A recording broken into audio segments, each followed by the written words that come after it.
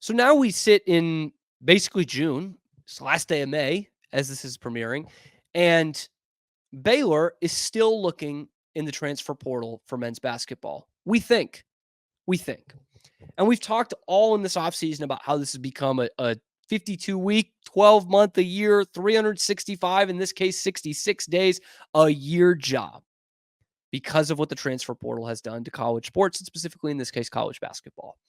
And so what we've gotten is a new breath of life into the transfer portal at the end of May, because just yesterday was, or midnight on the 29th, was the final day, the final time that you could declare for the NBA draft. So a bunch of guys withdrew their names, and some big names withdrew their names from the NBA draft. And one that I'm looking at is Arthur Kaluma from Kansas State. This was one that, from what I could tell and what I could read leading up to the point, it was not a done deal one way or the other, whether he was going to come back or whether he was going to keep in the NBA draft. And he has decided he's going to stay in college, and he's in the portal. And there's not a ton of leads on him. He hasn't scheduled visits or anything like that we've seen, that I've seen in my research. So Arthur Kaluma is available. Should Baylor take a run at him? Yes. I'm not even going to pause there. Yes. Now I can hear you from the back. Cam, you say they need a center. He's not a center. He's a forward. That's correct. That is correct. And in an ideal world, you'll get the center. Ugana Onyenso is the one that I love. He's got some teams on his trail. Baylor's not one of them. But Arthur Kaluma is standing at 6'7", wingspan over 7 feet tall. Norchad Omier, I think, who is about 6'7", 6'8". I think you're going to see him play some small ball 5 as well. I think Baylor could do a lot of small ball this year, because Omier, you can talk about the height all day long. He rebounds the crap out of the ball. He averaged over 10 rebounds a game last year. So does Arthur Kaluma. He can rebound it, man. Averaged over 7 a year last year and was top 15 in scoring in the Big 12 last year for Jerome Tang's Kansas State Wildcats. Had 14-7 average on the year. 14.7 rebounds on 43% shooting. He's had some good games against Baylor too. He had 12-10 against them last year, that wild overtime victory for Kansas State up in Manhattan. You remember there was someone who had a 4-point play to put them in the lead for good with under 30 seconds left in overtime. That was our guy, Arthur Kaluma. He played at Creighton before that, knocked Baylor out of the tournament the year before, 11-7 in that game. So he can play against Baylor. Maybe it's worth it for the Bears to get him on the roster just so they're not going against him this year.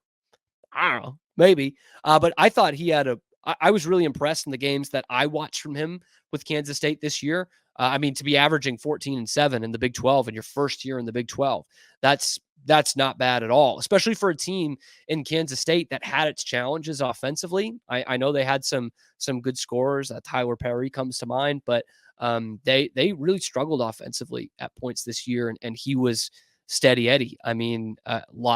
Plenty of double doubles in this league, including one against Baylor. He is a terrific rebounder. He was 3rd in defensive rebounds in the conference, 6th in total rebounds in the conference. He was 4th in the entire Big 12 in free throws attempted, which is something I like. It means, he even when things aren't going for him, he can get to the line. And he did shoot 75%, which you're like, well, Cam, that's not great. To which I would say your 2 centers last year, Josh O shot 66%, Yves Missi shot 63%. So you'll take that. You'll take that. You were 1 free throw from a big man away from beating the number 2 team in the country last year in Houston, lest we forget. So having someone who can hit a little bit more than that, and someone whose game is still growing. You look at the numbers from Creighton to Kansas State, he is still getting better. That's a big win. And he's a disruptor at the rim. Again, even at 6'7", he's a long 6'7". And he even started to develop a bit of a 3-point stroke. I'm not sitting here telling you he's a 3-point shooter. I'm not saying that. Please don't get that twisted. But in his 3 years in college basketball, he goes from 27% to 31% to 35% last year. 35% is enough that you got to respect it. I don't want him living out there, but it's enough that you have to respect it. And I mean, all his numbers go up. And I know that might be like, well, of course he's getting older, but when you make a jump from a Creighton, albeit a very good program in the Big East, to the Big 12, we take that seriously. To jump almost 3 points a game last year, moving to a tougher conference, that is terrific. That is terrific for this young man, and averaging almost 2 offensive rebounds a game. He added almost a rebound and a half a game, going from the Big East to the Big 10, or excuse me, to the Big 12. And by the way, added about 6 minutes a game. He played 35 minutes a game last year for Jerome Tang.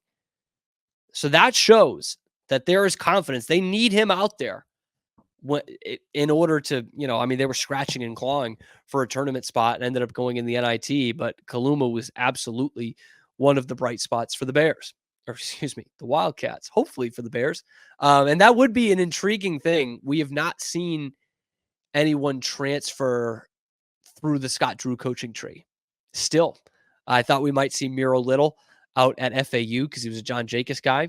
Nope, didn't see it. So no one from, Tech, and before that, North Texas with McCaslin, no one from Baylor and Kansas State, no one with North Florida, no one with Oral Roberts and now Wichita State. It hasn't happened yet. Could this be the first one? Kaluma only played 1 year for Jerome Tang.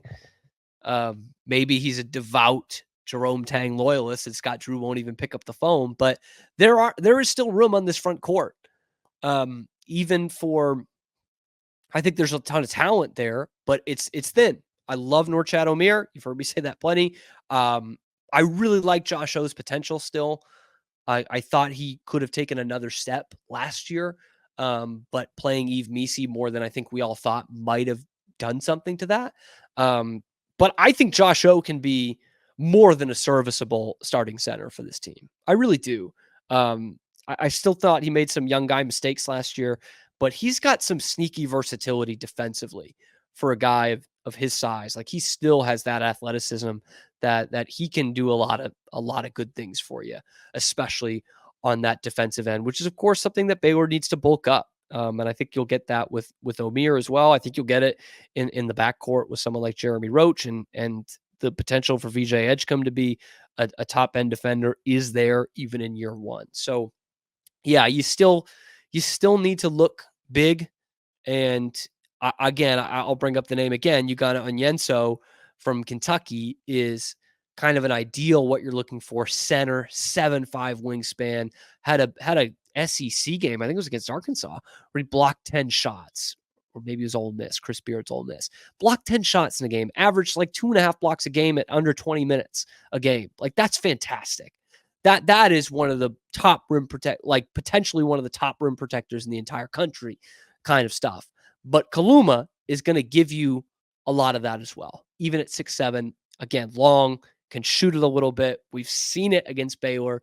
Can potentially be a double-double machine, even in the stacked Big 12. So absolutely, I think Baylor should give him a look.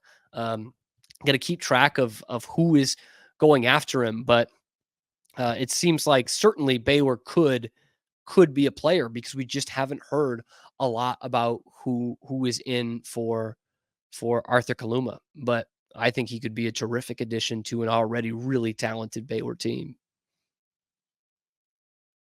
Hey, thanks for making it to the end of the video. We really appreciate that. And if you want to keep up to date on all the Baylor sports news, be sure to give us a like and ring the notification bell, because we are your first listen today and every day. We are your exclusive home for nothing but Baylor sports content 5 days a week that's not coming straight from the university.